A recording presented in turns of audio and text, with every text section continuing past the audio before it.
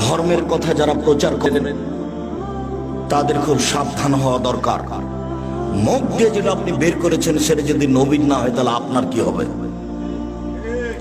আমি আপনার ব্রাহ্মণবাড়িয়া কসবার আল্লাহুম্মা সাল্লি আলা সাইয়্যিদিনা মাওলানা নাবিয়ানা মুহাম্মদ এটা বন্ধ করতে আসিনি।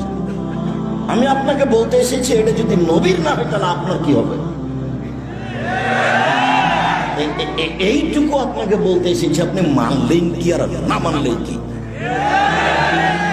মানুষই তো জাহান্নামে যাবে না, গরু ছাগল যাবে? মানুষই তো জান্নাতে যাবে না, গরু ছাগল যাবে?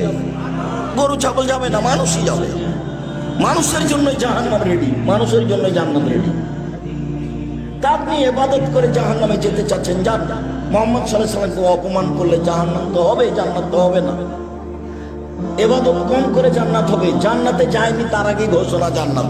একটা লোক এসে বলছে যে দুল্লানি আল আমালিন, এই যে আমল তো দাখালতুল জান্নাত। আমাকে একটা আমলের কথা বলেন, আমি যদি আমলটা করতে পারি তাহলে জান্নাতে চলে যাব।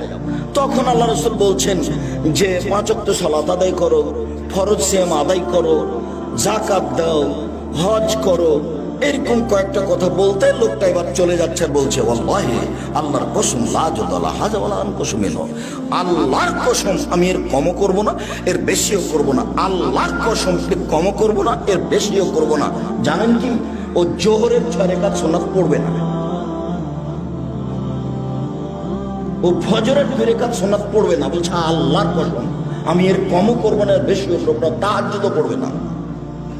তখন আল্লাহ রাসূল বলছেন মান সাররা ইয়ানজুরা ইলাল জান্নাহ ফালিয়ানজুর ইলা হাজা। শোনো শোনো শোনো শোনো, কেউ যদি জান্নাতি দেখতে চাও এই দেখো এই লোকটা জান্নাতি, এই দেখো এই লোকটা জান্নাতি।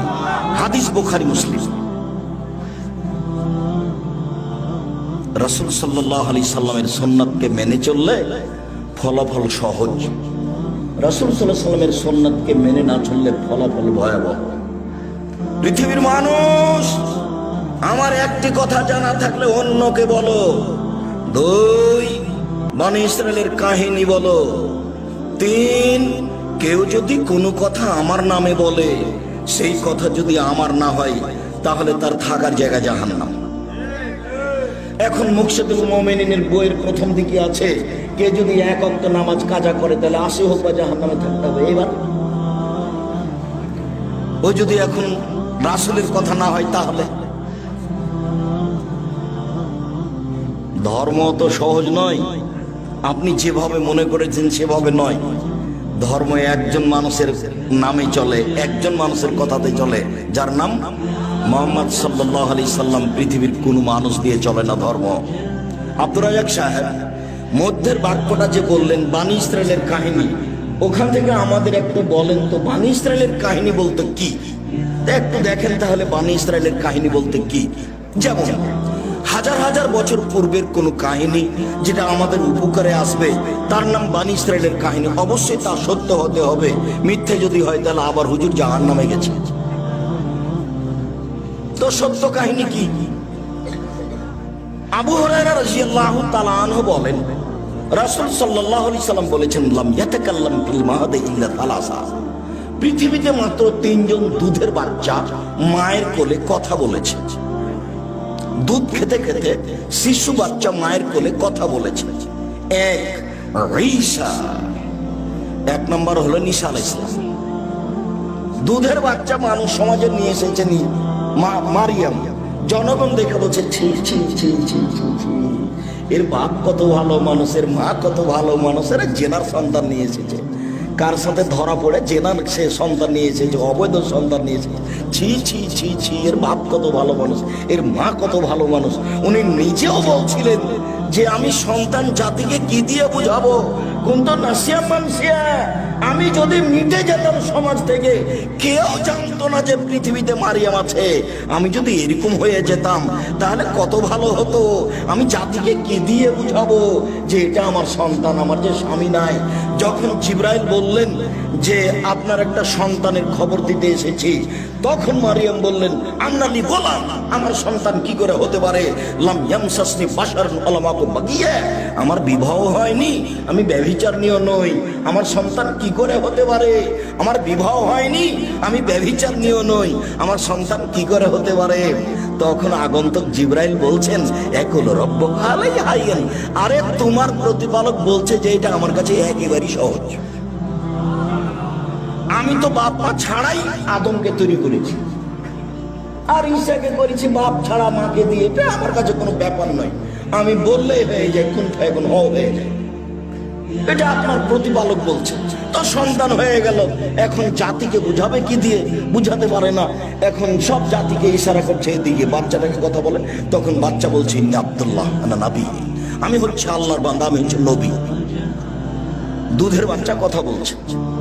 দুই, ওয়া কানা রাজুলুন ফি বানি ইসরাঈল ইউকালু লাহু জুরাইজ, আজ থেকে হাজার হাজার বছর পূর্বে একটা লোক ছিল যার নাম ছিল জুরাইজ। ইসল্লি ফি সাওমাতিহি, সে তার গির্জা ঘরে ইবাদত করছিল। ফাজাতহু উম্মুহু, তখন তার মা চলে আসলো। ফাদাতহু, তার মা তাকে ডাকলো, জুরাইজ জুরাইজ, তার মা তাকে ডাকলো। তখন সে মনে মনে বলতে লাগলো, উজিবা উসাল্লি, এখন আমি আমার মায়ের ডাকে সাড়া দিব না সালাত আদায় করব? আমি আমার মায়ের ডাকে সাড়া দিব না সালাত আদায় করব? এরকম একটু বলতে বলতে দেরি হয়ে গেছে। তখন তার মা বলছে, আল্লাহুম্মা লা তুমিতু তুরিয়া ওয়াজুহাল মুমেশা, আল্লাহ তুমি আমার এই ছেলের মরণ দিও না পতিতালয়ের মহিলার মুখ দেখা পর্যন্ত। আল্লাহ, এই ছেলে যেন না মরে কোন একটা বদ মহিলার সাথে দুর্ঘটনা না হয়ে। মা বলে চলে গেলেন। একটু মার মন খারাপ, যেতে না যেতেই ইমরা, একজন মহিলা এসে তাকে বলছে যে আপনি আমার সাথে চেনা করেন। তিনি তখন মুখটা ঘুরিয়ে বলছেন, ছি ছি ছি ছি ছি ছি, তুমি বলো কি? তুমি আমার সাথে চেনার কথা বলো মানে? তখন মহিলা এক রাখালের কাছে আসলো। মহিলা রাখালকে চেপে ধরলো, তার সাথে অন্যায় করলো। ফাওয়ালাদাত গোলামান, তার সাথে জেনাই করে একটা সন্তান জন্ম দিল। সন্তান যখন জন্ম নিল তখন মহিলা বলল যে হুয়া মিন জুরাইজ, এই বাচ্চাটা হলো জুরাইজ।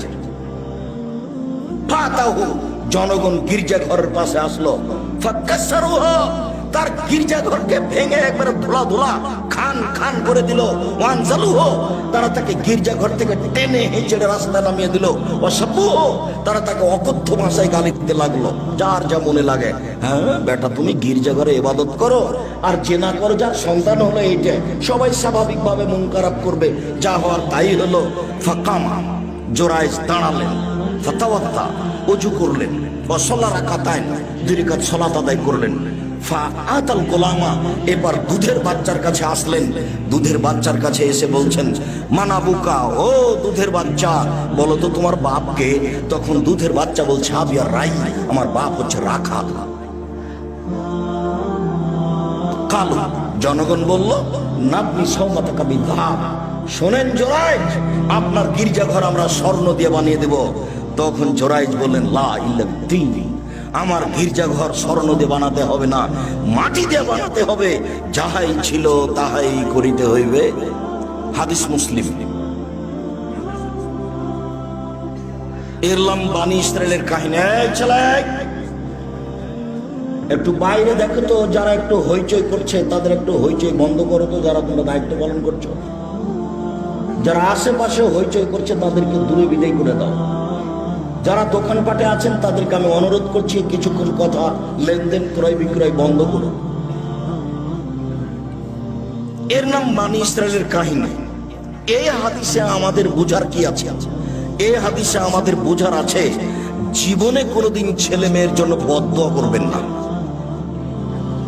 ছেলে মেয়ে যদি আপনাকে মারে, আপনাকে গালি দেয়, আপনার হাত পা ভেঙে দেয়, তবুও আপনি আল্লাহকে বলবেন না, আল্লাহ তুমি এই ছেলেকে ধ্বংস করো। ছেলেকে বলবেন না, তোকে ত্যায্য পুত্র করলাম, তোকে ত্যায্য পুত্র করলাম, তুই বাড়ি থেকে বের হয়ে যা, তোকে জমি দিব না, এই করবো না, সেই করবো না, কিছু বলবেন না। তাড়াহুড়া করে ওযু করে ভিতরে ঢুকে 2 রাকাত সালাত আদায় করে আল্লাহকে বলেন, আমাকে ছেলে ফিরিয়ে দাও। আমি তো এই ছেলে চাইনি, আমি অনেক কষ্ট করে ছেলে মানুষ করেছি, তুমি আমাকে ছেলেকে ফিরিয়ে দাও। কান্নাকাটি করে চোখের পানি ঝরিয়ে বলে, একটু পরে ছেলে এসে পা ধরে ক্ষমা নিবে, দিয়ে বলবে আব্বা আমার ভুল হয়েছে, জীবনে আপনার সাথে এই আচরণ করবো না। কথা মনে হয় বুঝাতে পারলাম না। জীবনে কোনোদিন পরস্পর সবকে বলে দিবেন, ছেলে মেয়ের জন্য বদদোয়া করবেন না। 1 নম্বর শিক্ষা এখানে।